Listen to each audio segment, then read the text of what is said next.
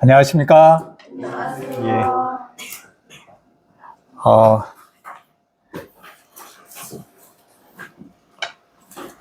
요즘에는 참 마음에 있는 중심의 생각을 나눌 만한 영적인 친구를 찾는 것이 참 어려운 것 같습니다.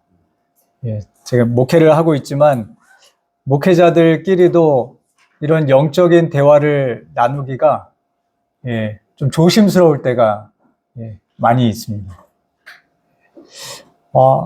한 하나님을 섬기고 한 교회를 섬기고 있지만 우리의 영적인 그런 관심과 그러한 생각은 사뭇 다르다는 것을 느끼게 됩니다.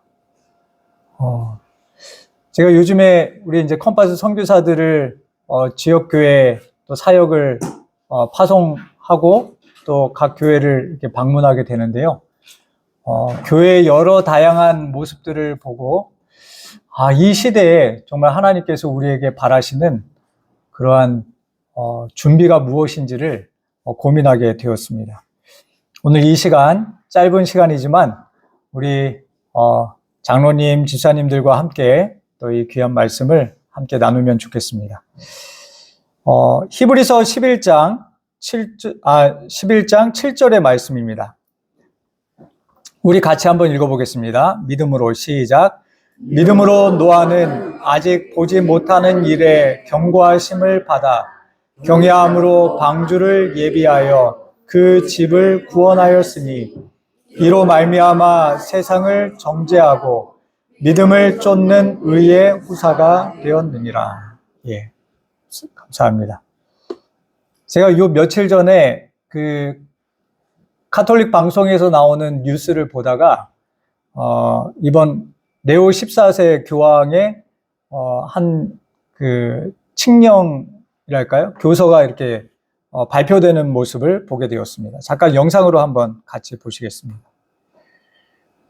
레오 14세 교황이 지난 23일 온 누리의 임금이신 우리 주 예수 그리스도 왕 대축일에 니케아 공의회 1700주년을 맞아 교서를 발표했습니다. 제목은 신앙의 일체 안에서로 총 12개 항으로 구성됐습니다. 제1차 니케아 공의회는 서기 325년 콘스탄티누스 1세 황제가 니케아에서 소집한 회의로 신학적 논쟁을 해결하고 통일된 그리스도교 교리를 확립했습니다. 교서에서 교황은 니케아 콘스탄티노폴리스 신경을 통해 일치를 재확인하고 현대 사회에서 신앙을 성찰하도록 촉구했습니다. È ormai vicino il viaggio apostolico che compirò in Turchia e in Libano. In Turchia sarà celebrato il 1700° anniversario del Concilio di Nicea. Per questo oggi viene pubblicata la lettera apostolica In Unitate Fidei, che commemora tale storico evento.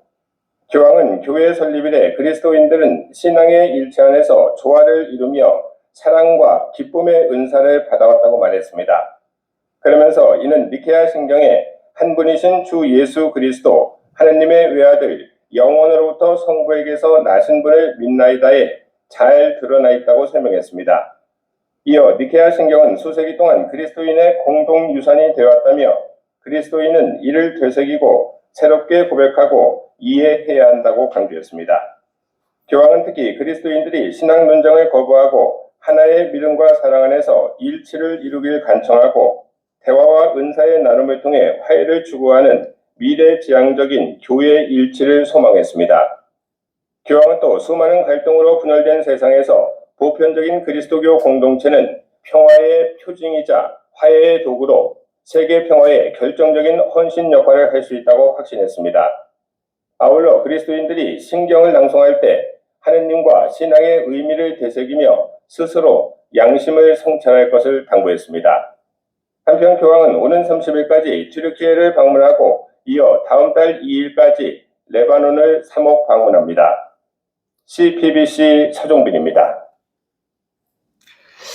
예, 로마 카톨릭이 지난 60년 동안 교회 일치 운동을 통해서 많은 교회들을 하나로 이렇게 화합하는 그런 일들을 계속 진행해 오고 있습니다. 근데 이번에 특별히 이제 튀르키예를 방문하기 전에 니케아 공의회 1700년을 기념하는 특별한 활동들을 하게 되었는데요.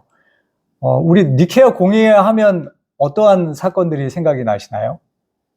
예. 예. 일요일 식량도 고 예. 그때 예, 우리가 이제 일반적으로 그 일요일 휴업령에 대한 그런 부분들이 니케아 공의회가 아니었나 이렇게 이야기를 합니다. 근데 이제 정확하게 또 이야기를 하자면 일요일 휴업에 대한 것은 서기 190년에 이미 이렇게 제정이 되었고, 이때는 그 예수 그리스도의 신성과 인성의 그 일치, 그리고 삼위일체의 교리가 확립이 되고, 또 부활절에 대한 부분들이 여기에서 제정되는 것을 이제 보게 됩니다. 그런데 이 기독교 뿌리에서 가장 오래된 두 종교가 있다면 이제 카톨릭과 정교회가 있는데, 이 정교회와 카톨릭이 그동안 서로 맞지 않는 부분이 하나 있었습니다. 그게 무엇이었냐면 부활절을 지키는 날짜를 계산하는 게 달랐습니다. 그 정교회는 율리우스력을 따라서 그 부활절을 계산했고요. 그리고 카톨릭과 일반 기독교는 그레고리역 그 달력을 따라서 이 부활절을 계산을 했었습니다. 그래서 한 2, 3년에 한 번씩 같아졌다가 또 따로 지켰다가 이런 역사가 오랫동안 반복이 되어 왔거든요. 그런데 이번에 니케아 공의회 1700년을 맞는 2025년이 이 정교회와 이 카톨릭이 지키는 그 부활절이 일치하는 해라고 합니다. 그래서 이것을 통해서 교회의 일치를 더 이루기 위해서 그들이 이번에 튀르키예에서 만나서 이 부분에 대해서 합의하는 지금 준비를 하고 있는 것입니다. 제가 이것을 보면서 지금 우리 남은교회도 이 세상의 새천사의 복음을 전하기 위해서 열심히 활동하고 있지만, 또 반면에 사단도 그의 교회들을 통해서 세상을 하나로, 종교를 하나로, 신앙을 하나로 모으는 일에 그들도 열심히 활동하고 있다는 것을 제가 보게 되었습니다. 이러한 하나의 증거들이 예수님의 다시 오심을 우리로 하여금 빨리 신속하게 준비하라고 하는 그런 기별들을 우리에게 계속 던지고 있음을 보게 되는데요. 제가 이제 우리 컴파스 선교사들과 함께 지내다 보니까 20대 청년들이 어떠한 생각을 가지고 있는지 그런 것을 제가 이제 많이 엿볼 수가 있습니다. 근데 그 중에 하나가 무엇이냐면, 그래도 자기의 1년을 헌신해서 컴파스 선교사에 지원할 정도면 우리 지금 한국 재림 청년들 가운데 신앙 수준이 좀 그래도 괜찮은 편에 속할까요? 아니면 낮은 편에 속할까요? 괜찮은 편에 예, 괜찮은 편에 속하겠죠. 예. 근데 우리 선교사들하고도 이야기를 하는데 신앙과 세상 사이에 갈등이 있는 것을 보게 됩니다. 물론 지금 1년을 하나님 앞에 헌신해서 이곳에 와 있긴 하지만 여전히 마음 가운데 고민도 드는 것입니다. 예, 대표적인 고민이 무엇이냐면 저한테 이제 이렇게 이야기합니다. 목사님, 예수님 오실 때가 가깝다고 이렇게 이야기하는데, 그래서 제가 예수님을 준비하는데 저의 온 생애를 다 바쳤는데, 우리 믿음의 선배님들이 그러셨던 것처럼, 우리 부모님 세대, 할아버지, 할머니 세대가 그랬던 것처럼, 제가 할아버지, 할머니가 될 때까지 예수님이 안 오시면 어떡하죠?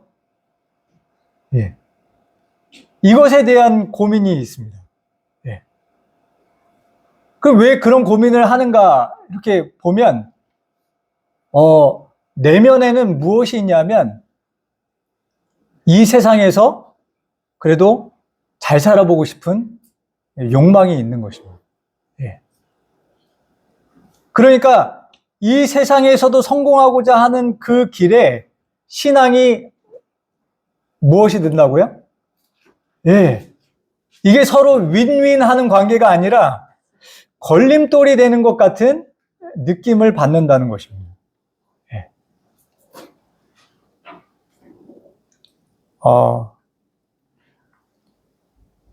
지금 우리 선교사들뿐만 아니라 우리 재림 청년들 또 교회 많은 성도님들이 신앙과 세상 사이에서 이것도 잡고 싶고 저것도 놓치고 싶지 않은 이 갈등 속에서 지금 굉장히 주저주저 하는 것을 보게 되는 것입니다. 어른들도 그래요. 예, 맞습니다. 어른들도 그렇습니다. 그런데 이러한 시대에 성령님께서 우리에게 바라시는 것이 무엇일까를 저 나름대로 좀 고민을 하게 되었습니다. 그런데 저의 마음 가운데 정말 탁 가슴에 와서 박혔던 말씀이 히브리서 11장 7절의 말씀이었습니다. 믿음으로 노아는 아직 보지 못하는 일에 경고하심을 받아 경외함으로 방주를 예비하여 그 집을 구원하였으니 이로 말미암아 세상을 정죄하고 믿음을 쫓는 의의 후사가 되었느니라. 예. 노아가 그 노아 홍수에 대한 기별을 들었지만 그것을 실감할 수 있을 만큼 그것에 대한 어떤 증거를 받았나요? 성경은 보지 못하는 일이었다라고 이야기하고 있습니다. 예. 실체가 잡히지 않는 그냥 하나님의 말씀으로만 들은 그러한 기별이었다고 하는 것입니다. 재림도 마찬가지 아니겠습니까? 예, 우리가 계속 곧 일요일 휴업령이 내릴 것 같다, 짐승의 표가 내릴 것 같다, 여러 가지 이야기들이 있지만 세상은 우리가 살고 있는 이 세상에서 보면 어떻습니까? 어제나 오늘이나 별반 다르지 않습니다. 뭔가 강제적인 수단이 다가오고 하는 것 같지만 또 사는 데는 아무 지장이 없는 것입니다. 그런데 어쨌든 시간은 점점 흘러가고 있는 것이죠. 시간이 흘러가고 있다는 것은 예수님의 재림이 점점 임박해 오고 있다는 것입니다. 이러한 시대를 살아가는 우리가 무엇의 기준을 두고 살아가야 될까? 저는 여기 노아에서 그 해답을 찾을 수 있다고 생각합니다. 아직 보지 못하는 일에 경고하심을 받아 경외함으로 방주를 예비하여. 우리가 이 세상에 아무도 그것에 대해 관심을 갖지 않는다 할지라도 우리는 이 보지 못한 일에 대하여 무엇을 받은 사람들이죠? 경고하심을 받은 사람들입니다. 예. 그렇다면 우리가 취해야 할 삶의 태도는, 신앙의 자세는 어떠한 자세가 필요할까요?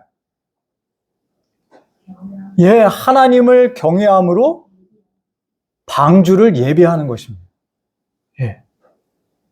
이 세상에서 방주가 필요할까요?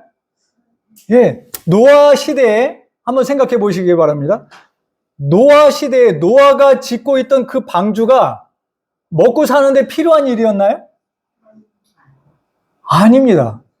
예, 사람들이 보기에 120년 동안 노아가 그 공들여서 짓고 있는 그 방주는 아무 쓸모없는 일이었다고 하는 것입니다. 예. 그런데 노아는 그걸 왜 했을까요? 예. 그 노아 홍수에 대해 경고해 주신 하나님의 말씀, 그리고 그 하나님을 경외했기 때문에 그 일을 한 것입니다. 오늘 우리의 삶의 태도가 무엇을 위해 살아가야 할지, 누구의 말을 듣고 살아가야 할지 한번 우리 자신이 생각해 보아야 하는 것입니다. 노아의 때는 어떠한 때였죠? 예. 방주에 들어가던 날까지 사람들이 먹고 마시고 장가들고 시집가고 그렇게 살아갔다고 하는 것입니다. 참 희한한 게 저희가 하나님께 1년을 구별해서 이렇게 선교사 훈련을 받고 있지 않습니까? 근데 선교사의 삶에도요, 아침에 눈 뜨고 저녁에 잘 때까지 먹고 마시고 장가들고 시집가고 있는 것에 대한 관심은 대단합니다. 예. 예. 제가 제일 많이 받는 질문이, 목사님, 오늘 뭐 먹어요? 예. 이 질문 제일 많이 받습니다. 예. 저도 제일 많이 고민하는 게, 선교사들과 뭘 먹어야 되지? 하는 고민 제일 많이 합니다. 예. 제가, 엊그저께, 안식일 오후에, 이제 금요일 오후에, 말씀을 준비하다가 깜짝 놀랐습니다. 제가 지난 한 주간 살아왔던 이렇게 시간들을 이렇게 보니까 제가 어디에 관심을 제일 많이 가졌나 이렇게 봤더니,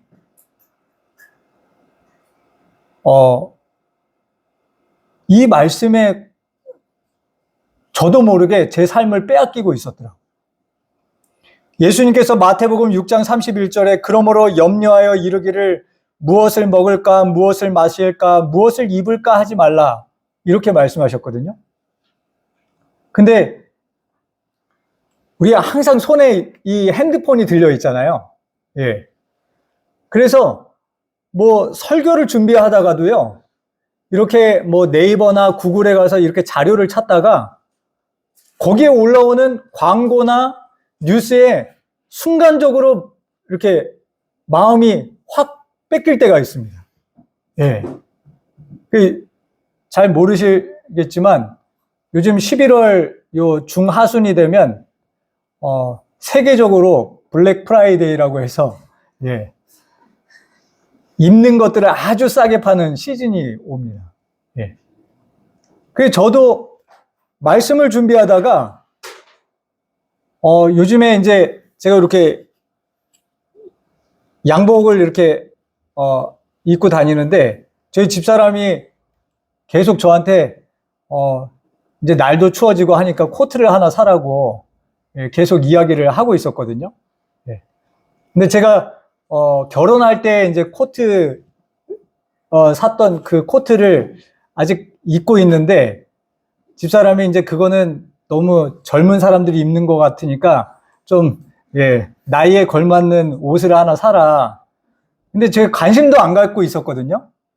뭐 항상 차 타고 이동하고 거의 실내에 있고 하니까 코트가 이렇게 필요가 없었는데 다른 것도 아니고 제가 말씀을 준비하다가 어떻게 네이버에서 광고창에 딱 올라와 있는 그것을 딱 보고 저도 모르게 들어가서 옷을 보고 있더라고요. 예. 물론 싸게 하나 장만하긴 했는데 우리의 삶이 조금만 방심하면 어디에 빠지나요? 무엇을 먹을까? 무엇을 마실까? 무엇을 입을까? 세상 일들에 금방 휩쓸려 갈 수밖에 없다는 것입니다. 이런 세상 가운데 살아가는 우리에게 하나님께서 분명히 이 재림의 때를 준비할 수 있도록 우리에게 각별한 신경을 쓰고 계실 텐데 하나님께서 분명히 이 때를 우리가 어떻게 준비해야 할지 정말 우리의 영적 잠을 깨워줄 만한 무언가를 준비해 주셨을 텐데 그것이 무엇일까가 저는 굉장히 궁금했습니다. 무엇이 이 마지막 시대를 살아가는 이 하나님의 백성들, 재림 성도들을 이 깊은 영적 잠에서 깨워낼 수 있을까? 근데 제가 최근에 마태복음의 말씀을 읽다가 평소에 보지 못했던 새로운 것을 보게 되었습니다. 그게 무엇이냐면요. 우리 재림의 징조가 마태복음 몇 장에 나오죠? 마태복음 24장에 예수님의 재림의 징조가 잘 나와 있습니다. 그런데 예수님께서 이 재림의 징조만 그냥 딱 그 부분에 설명하시고 넘어간 게 아니라 마태복음 21장 악한 포도원 소작인의 비유부터 시작해서 25장까지 재림의 징조, 그러한 재림이 임박한 때에 재림 성도들이 어떻게 준비하고 어떻게 깨어나고 어떻게 살아가야 할지 아주 구체적으로 설명하고 계시다는 것을 최근에 비로소 알게 됐습니다. 제가 요즘에 그래서 이 말씀을 읽으면서 실물교훈의 말씀, 이 마태복음 21장부터 25장까지 설명하고 있는 실물교훈의 말씀들을 다시 읽고 있거든요. 그런데 정말 놀라운 말씀들을 제가 요즘에 보게 됩니다. 예전에는 그냥 항상 들었던 말씀이었고 그냥 이렇게 생각했던 말씀이었는데 요즘에 이 말씀들이 제 마음 가운데 완전히 새롭게 다가오는 것을 느끼게 되는 것입니다. 마태복음 22장의 예복에 대한 비유를 우리가 모두 잘 알고 있습니다. 실물교훈에 이렇게 말씀합니다. 예복에 대한 비유는 가장 중요한 공과를 우리에게 가르쳐준다. 얼마만큼 중요하다고요? 가장 중요한 걸 가르친다는 것입니다. 비유 가운데 예복은 그리스도의 참된 제자들이 갖추어야 할 순결하고 흠이 없는 품성을 표상한다. 그리스도께서는 이 옷, 곧 그리스도의 의의 두루마기를 회개하고 믿는 모든 자에게 입혀주실 것이다. 그러니까 지금 이 시대에 살아가고 있는 이 세상에서 무엇을 먹을까, 무엇을 입을까 고민하는 우리가 세상에서 입어야 할 것도 이렇게 고민하지만 진짜 고민해야 될 게 뭐라고요? 예수 그리스도께서 회개하는 모든 믿는 자에게 입혀주시고자 하시는 의의 옷, 그 예복이 무엇인지, 그것을 어떻게 입는지를 우리가 생각하고 그것에 관심을 갖고 살기를 간절히 원하고 계시다는 것입니다. 그래서 제가 요즘에 마음을 좀 바꿨습니다. 뭐가 입고 싶고 뭐가 필요하다는 생각이 들 때마다 내가 지금 영적으로 나는 정말 이 마지막 때를 견뎌낼 수 있는 예수 그리스도의 의의 옷을 입고 있는가를 생각하기 시작했습니다. 이 옷을 입는다는 게 어떤 의미일까요? 실물교훈 312페이지에 이렇게 자세히 설명하고 있습니다. 우리 같이 한번 읽어보겠습니다. 우리가 시작. 우리가 우리 자신을 그리스도께 바칠 때 우리의 마음은 그리스도의 마음과 연합되고 우리의 뜻은 그분의 뜻과 합병되고 우리의 정신은 그분의 정신과 하나가 되고 우리의 생각은 그분에게 사로잡히게 되어 마침내 우리는 그분의 생애를 살게 된다. 이것이 바로 그분의 의의 옷을 입는다는 의미이다. 아멘. 우리 사랑하는 성도 여러분, 우리의 삶이 이러한 예수님의 의의 옷을 입고 있는 삶이라고 확신하십니까? 그래도 제가 우리 선교사들하고 같이 지내니까 적어도 인생에서 1년은 누구에게 바쳤어요? 하나님께 바쳤다고 공언하는 사람들입니다. 자, 그래서 지금 우리 선교사들은 세상의 것들을 생각하는 게 아니라 어떻게 하면 내가 예수님의 말씀하신 그 길을 따라 살아가는 걸까? 어떻게 하면 내가 예수님의 발자취를 따라갈까를 고민하고 살고 있습니다. 그죠? 맞죠? 저만 그런 거 아니죠? 그래서 우리 선교사들이 일주일 가운데 수요일, 금요일, 안식일에는요, 자기가 섬기고 있는 그 사역교회에 나아가서 거기서 봉사활동을 합니다. 그래서 수요일에 그 교회 인근에 있는 대학에 가서 전도지를 돌리고 이렇게 선교 활동도 하고요. 또 그 교회에 정말 말씀이 필요한 우리 청소년들에게 성경을 가르치고, 또 예수님을 개인의 구주로 영접할 수 있도록 그렇게 성경 공부를 가르치는 우리 선교사들도 있습니다. 그리고 금요일 안식일에 가면 노상, 교회에 와서도 핸드폰을 손에서 놓지 못하는 우리 중고등학교 청년들, 그들을 어떻게든 예수님께로 인도하고자 씨름하고 있는 모습을 제가 보게 됩니다. 그런데 그런 일들을 하다 보니까 이게 내 감정과 항상 즐겁고 행복하게 그렇게 화합하던가요? 아니면 이게 막 마음 가운데 갈등이 생기고, 때로는 포기하고 싶고, 때로는 화도 나고, 그런 마음들을 우리가 겪잖아요. 그래서 그 영혼을 어떻게든 예수님께로 인도하려고 노력하다 보니까 뭐가 생겨요? 갈등이 생기는 것입니다. 그러면서 뭘 알게 돼요? 내가 예수님과 같지 않다는 것을 계속적으로 배워가고 있는 것입니다. 그럴 때마다 어떻게 할까요? 저희 선교사들이요, 안식일날 그 지역교회에서 사역하고 돌아오면 밤 10시 뭐 이렇게 됩니다. 그러면 거의 녹초가 돼서 들어와요. 근데 제가 일요일날 쉬게 하지를 않습니다.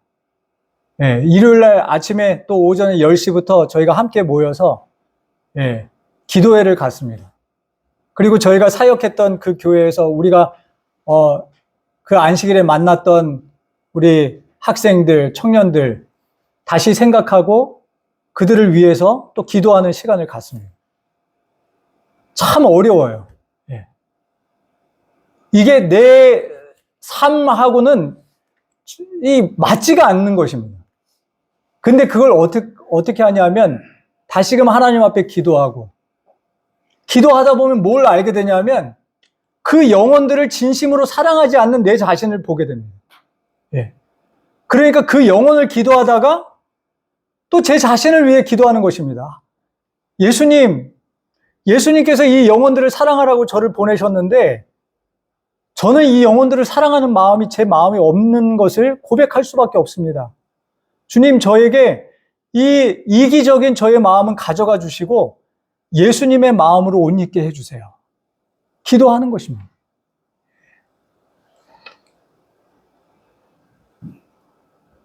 우리의 마음이 점점 예수님으로 옷 입게 되기를 간절히 바랍니다. 그리스도의 지상생애는 하나님의 율법의 완전한 표현이므로 하나님의 자녀라고 주장하는 자들이 그리스도와 같은 품성을 갖게 될 때 하나님의 계명을 순종할 수 있게 될 것이다. 우리가 하나님의 계명을 순종하기 때문에 하나님의 남은 백성, 남은 자손이 되는 게 아니라 무엇이 먼저 선행되어야 합니까? 그리스도와 같은 품성을 먼저 가져야 하는 것입니다. 내 삶이 내가 이렇게 안식일을 거룩하게 지키고 내 삶을 이렇게 세상으로부터 구별하고 이렇게 거룩한 삶을 내가 살고 있으니 나는 하나님의 계명을 지키고 하나님의 남은 백성이야, 이런 생각을 갖는 것이 아니라 어떤 마음이요? 정말 한 영혼 한 영혼을 구원하기 위하여 자신의 온 삶을 바치셨던 그 예수님처럼 내 삶이 먼저, 내 마음이 먼저, 우리 교회에 어느 장로님, 어느 집사님, 또 이번 주에 나오지 못한 그 누군가를 위해서 내 마음이 견딜 수 없는 마음이 되고 정말 그와 함께 하늘에 가기를 간절히 소망하는 마음으로 변화되어서 정말 예수님의 품성과 같은 품성을 우리가 갖게 될 때 그 다음에 자연적으로 따라오는 것이 무엇입니까? 하나님의 계명을 순종할 수 있게 된다고 하는 것입니다. 우리가 먼저 무엇을 해야 할까요? 예수님의 의의 옷을 입어야 하는 것입니다. 그런데 예복을 입지 않고 혼인잔치에 참석한 사람은 오늘날 이 세상을 사는 많은 사람의 상태를 나타낸다. 그들은 그리스도인이라고 공언하면서 복음의 축복과 특권을 요구한다. 그러나 실상은 그들의 품성의 변화의 필요를 느끼지 않는다. 그들은 죄에 대한 진정한 회개를 전혀 체험하지 못했다. 그들은 그리스도의 필요를 느끼지도 않고 그분에 대한 믿음도 나타내지 않았다. 저희는 악을 행하고자 하는 선천적 또는 후천적 성벽을 극복하지 못했다. 그러면서도 그들 자신이 꽤 선하다고 생각하고 그리스도를 의지하는 대신에 저희 자신의 공로를 의뢰한다. 그들은 말씀을 듣기만 하는 자들로서 잔치에는 왔으나 그리스도의 의에 두루마기는 입지 않았다. 제가 우리 선교사님들을 2명씩 짝을 지어서 한 교회로 이렇게 사역을 내보냅니다. 근데 이 둘이 가서 이제 사역을 하면 둘이 서로 잘 협력해서 사역을 잘 하는 경우도 있지만 또 둘 사이에 갈등이 생기기도 합니다. 뭐 어떠한 서로 하기 싫은 일이 사역이 있어요. 그러면 이거는 너 책임이니까 너가 해야지. 이거는 내 일인데 왜 너가 간섭해? 이런 여러 가지 서로 간에 갈등이 그 안에서 생기는 것입니다. 그러면 이제 제가 피드백을 받아보면, 이제 여러 가지 고민들이 이제 들어옵니다. 근데, 목사님, 저는 여기서 이렇게 열심히 사역하고 있는데, 파트너는, 앉아서 쉬고 있어요. 제가 이렇게 사역할 때 좀 와서 도와줬으면 좋겠는데, 청년반, 학생반 나눠져 있어서 서로 간에 임무 분담이 다르다고 안 도와줘요. 그리고 이제 그렇게 되면 또 상대방의 모난 점들이 하나씩 이제 눈에 들어오기 시작하는 것입니다. 갈등이 생기죠. 근데 우리 선교사들이 그래도 참 감사한 것은 처음에는 그런 불평불만을 이야기하다가 그것이 하루, 이틀, 한 주, 2주 이렇게 지나가면서 무엇으로 바뀌냐면, 목사님, 제 마음에 저의 파트너를 사랑하는 마음이 없네요. 저는 어떻게 하면 좋을까요? 저부터 이 마음을 고치고 싶은데 제 파트너를 미워하는 그 마음을 제가 안 갖고 싶은데 어떻게 하면 이 마음을 고칠 수 있을까요? 이런 고민으로 바뀌는 것을 보게 됩니다. 사랑하는 성도 여러분, 요즘에 우리 재림교회 가보면요, 목사님 꼴보기 싫어가지고 교회 옮기는 성도님들 많습니다. 교인들끼리도 서로 안 맞아서 교회 옮기시는 분들 많이 계십니다. 하늘나라 가면 안 만날까요? 아마 마음은 그런 생각을 갖는지 모르겠어요. 저 사람이 하늘나라에 오면 난 그런 하늘나라를 안 가고 싶어요. 그런데 이러한 문제가 왜 생기는 걸까요? 예수 그리스도의 의의 옷이 우리에게 없기 때문에 그런 것입니다. 그런데도 우리는 뭐라고 생각해요? 나는 의롭고 저 사람은 죄인이라고 생각하는 것입니다. 나는 더 이상 그리스도가 필요 없는 것처럼 멋들어진 재림 성도로 살아가지만 그리스도의 의의 옷을 걸치지 않고 그렇게 살아가고 있는지 모르겠습니다. 성령의 역사가 그들에게는 생소한 것이다. 저희는 말씀을 행하는 자가 아니다. 그리스도와 하나 된 자들을 세상과 하나 된 자들로부터 구별하는 하늘의 원칙이 거의 알아볼 수 없게 되었다. 그리스도를 따른다고 하는 자들이 더 이상 세상과 구별된 특별한 백성이 아니다. 경계선은 희미해졌다. 사람들은 자기 자신이 세상을 따르고 세속적 습관과 풍속과 이기심을 쫓도록 내버려 둔다. 세상이 교회로 돌아와 하나님의 율법을 지켜야 할 터인데 오히려 교회가 세상으로 기울어 하나님의 율법을 범하고 있다. 교회는 매일 세속화되어 가고 있다. 이게 무슨 말씀일까요?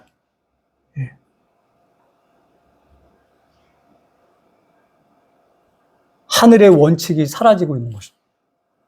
예수 그리스도의 그 십자가의 희생, 정말 나를 희생하고 저 사람은 구원받기를 바라는 그 하늘의 원칙들이 교회 안에서 점점 무너져가고 있음을 보는 것입니다. 요즘엔 교회 안에서 자리 싸움도 치열합니다. 어떤 기관에, 어떠한 합회에 여러 자리를 두고 치열하게 그 자리를 차지하기 위해 투쟁합니다. 심지어는 서로 고소도 합니다.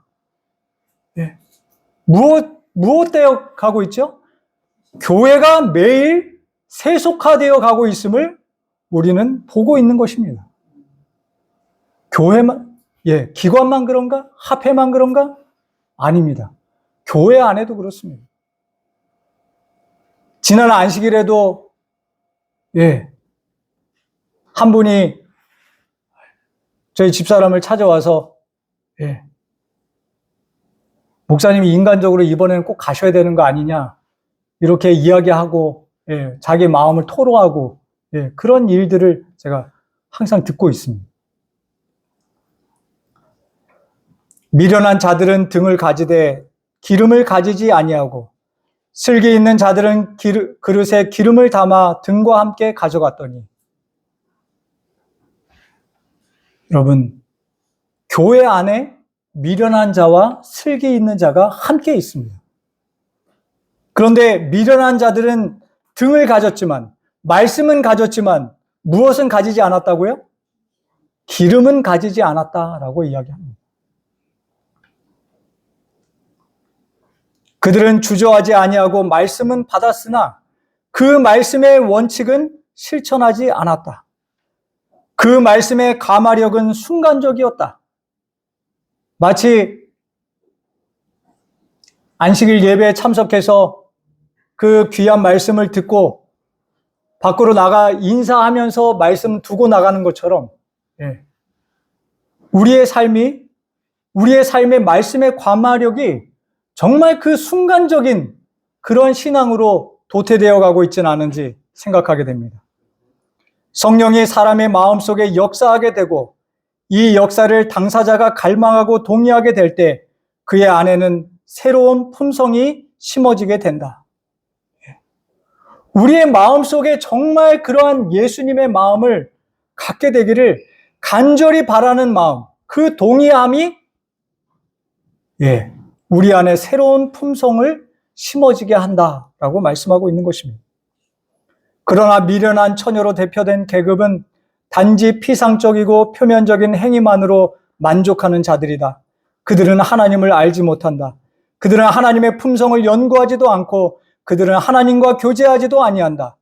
그러므로 그들은 하나님을 의지할 줄도 모르고 하나님을 쳐다보고 살 줄도 모른다. 하나님께 대한 저희의 봉사는 점점 저하되어 형식화되고 만다. 우리의 신앙이 너무나도 형식적인 신앙으로 변질되어 가고 있지 않은지 우리 자신을 한번 살피는 시간이 되면 좋겠습니다.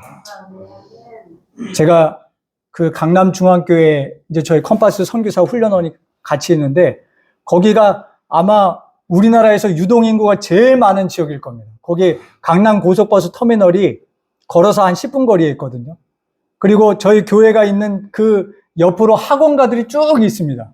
그래서 매일 수백 명, 수천 명의 이 젊은 청소년들이 늘 그곳을 다녀갑니다. 뭐 애기 엄마부터 해서 거기에 정말 많은 사람들이 다녀갑니다. 근데 제 마음에 항상 부담이 있었어요. 어떻게 이렇게 많은 영혼들이 이곳에 사는데 분명히 저들 가운데 하나님의 말씀과 이 기별을 갈급하는 영혼들이 있을 텐데 내가 어떻게 하면 저들에게 복음을 전할 수 있을까? 근데 제가 3월에 와서 지금 11월이 다 돼 가는데 한 번도 나가서 말씀을 전해본 적이 없습니다. 참 너무나도 부끄러운 이야기지만. 근데 지난주에 우리 선교사님 두 분하고 학생들이 그날 안식일 오후 활동으로 전도지를 만들었어요.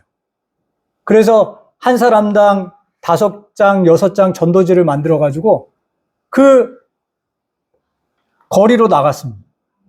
그리고 그 거리에 다니는 중고등학생들에게 낯설지만 그들에게 말을 걸고 우리가 이 연말에 이렇게 여러분들을 초대해서 귀한 자리를 마련하고 싶은데 꼭 와달라고 초청장을 돌리는 일을 하는 것을 보게 되었습니다.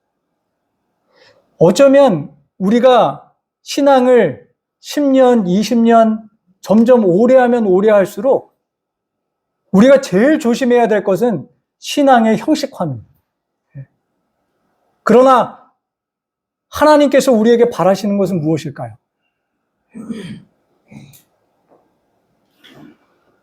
우리에게 주신 이 말씀의 가치를 생각하고 정말 이 가치에 걸맞은 삶을 우리가 살아보는 것입니다. 언제 우리가 세상에서 핍박을 받아볼 일이 있겠습니까? 이러다가는 정말 잠드는 그날까지도 한 번도 핍박을 경험하지 못하고 우리의 인생이 끝날 수도 있는 것입니다.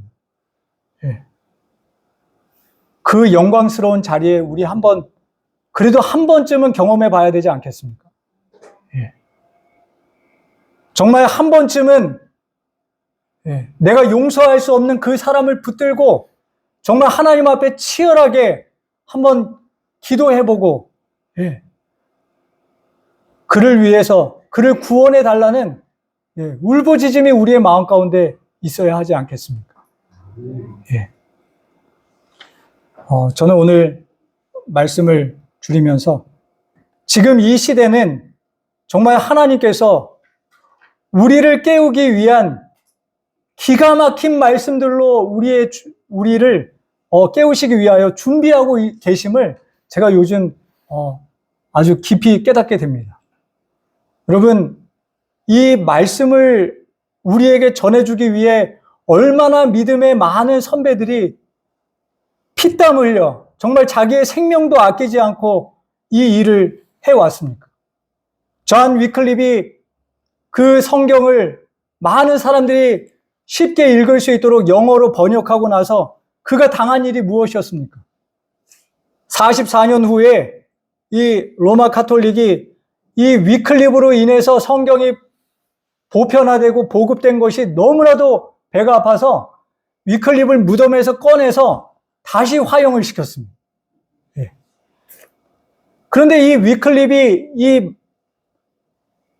핍박을 당하면서 이 성경들을 점점 빼앗기고 이렇게 할 때 그가 택한 방법이 무엇이었냐면 롤라드라고 하는 선교사들을 훈련시켜서 그들로 하여금 나가서 복음을 전하게 했습니다. 근데 어떻게 복음을 전했냐면 이들이 성경을 가지고 가면 잡히잖아요. 잡히고 성경도 빼앗기고 감옥에 갇히고 이렇게 하니까 이 롤라드인들이 성경을 다 통째로 암송하기 시작했습니다. 그래서 그 상황을 이렇게 뮤지컬로 만들었는데 잠깐 좀 보겠습니다. 지금부터 번역된 성경을 찾아내는 색출 작업을 시작한다. 만일 성경을 전달하는 롤라드 놈들이 나타났을 때에는 알긴 즉시 집결시판해도 좋다. 무슨 수를 써서라도 성경이 전파되는 것을 막아야 한다. 윌리엄, 교회의 단속이 더 심해졌어요. 이대로라면 사람들에게 성경을 전달하는 게 어려워요. 그래요. 이미 많은 형제들이 성경을 전달하다가 죽임을 당했습니다. 하루만에 성경을 전해야 하는데 좋은 생각을 주셨어요. 네? 우리 각자가 성경이 될 겁니다. 전 로마서가 되겠습니다. 그럼 전 요한복음이 될게요. 빨리 가서 형제들에게 전해야겠어요. 어둠을 밝히는 생명의 빛. 여러분! 이것은 요한복음에 기록된 살아계신 하나님의 말씀입니다. 너희가 성경에서 영생을 얻는 줄 생각하고 성경을 연구하거니와 이 성경이 말씀이 곧 내게 대하여 증언하는 것이니라. 그러나 너희가 영생을 얻기 위하여 내게 오기를 원하지 아니하는도다. 이 책에 기록된 생명의 빛, 내가 복음을 부끄러워하지 아니하노니 이 복음은 모든 믿는 자들에게 구원을 주시는 하나님의 능력이 됨이라. 복음에는 하나님의 의가 나타나서 믿음으로 믿음에 이르게 하나니 기록된 바 오직 의는 믿음으로 말미암아 살리라 함과 같으니라. 순교자들을 불태운 불길이 등불되어 교회를 밝히니 교회여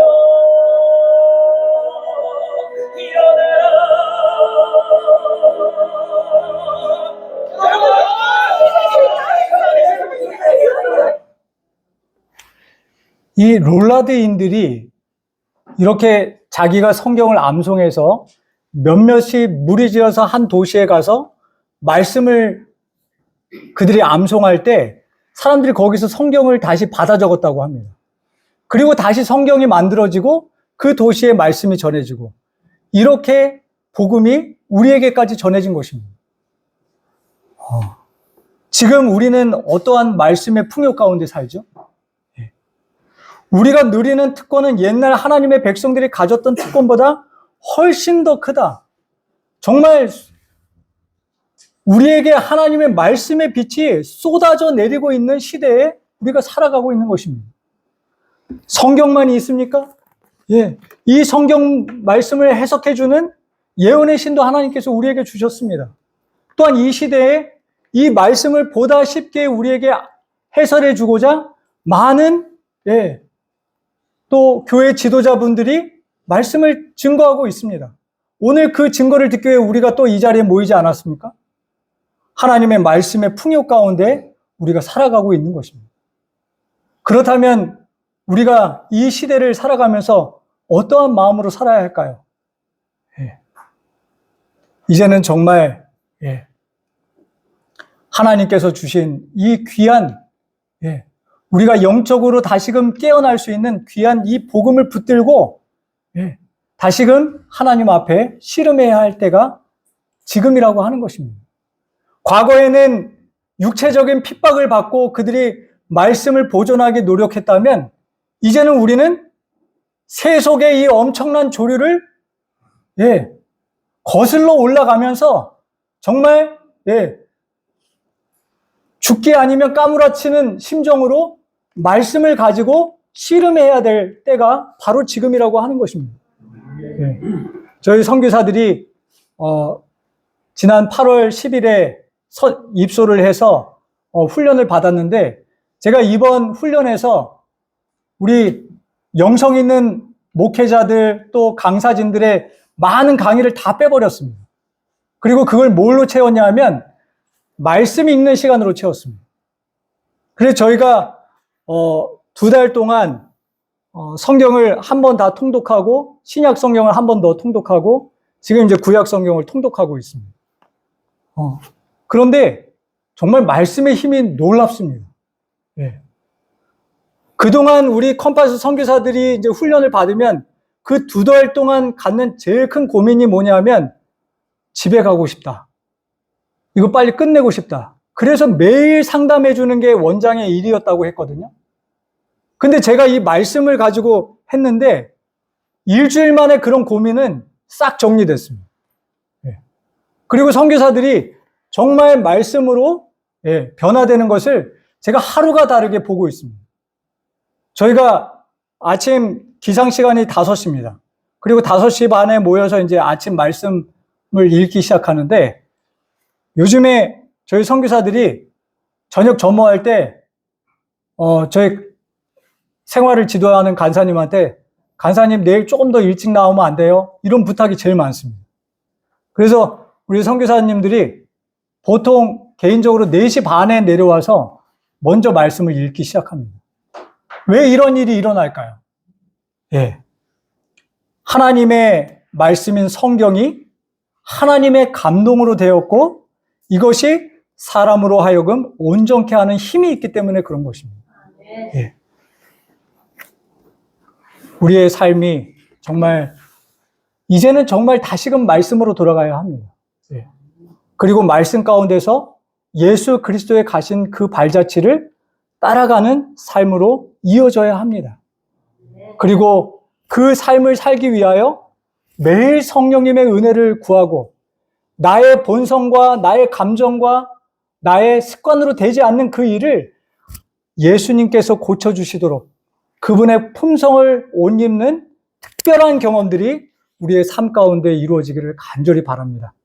그래서 이 실질적인 준비를 통하여 우리가 변화될 때 그 변화된 모습이 세상에 빛이 되고 우리 교회를 깨우고 영적으로 우리가 다시금 예수님의 재림을 준비하게 될 줄 믿습니다. 그날이 속히 이르기를 간절히 바랍니다. 제가 기도하고 마치겠습니다.